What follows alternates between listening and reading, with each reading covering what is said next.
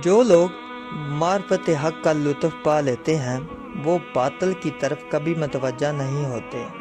اہل معرفت دنیا کی طرف کبھی راغب نہیں ہوتا۔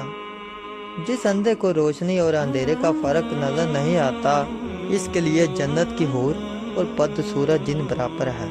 معرفت کے بغیر حق و باطل میں تمیز کرنا ممکن نہیں۔ جو باطل کے کنویں اور حق کی سیدھی راہ کا فرق نہ سمجھ سکے، وہ باطل کنویں میں گر جائے گا۔ بال کتنا ہی طاقتور ہو، اگر اس کے پروں سے پتھر باندھ دے تو وہ اڑ نہیں سکتا۔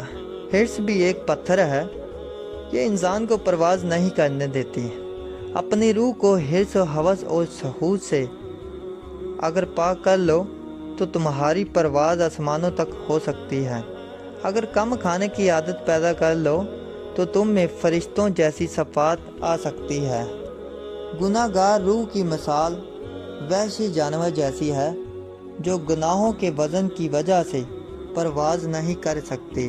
اگر کوئی ولی صفت فرشتہ خصلت بننا چاہے تو اسے سب سے پہلے ایک اچھا انسان بننا چاہیے۔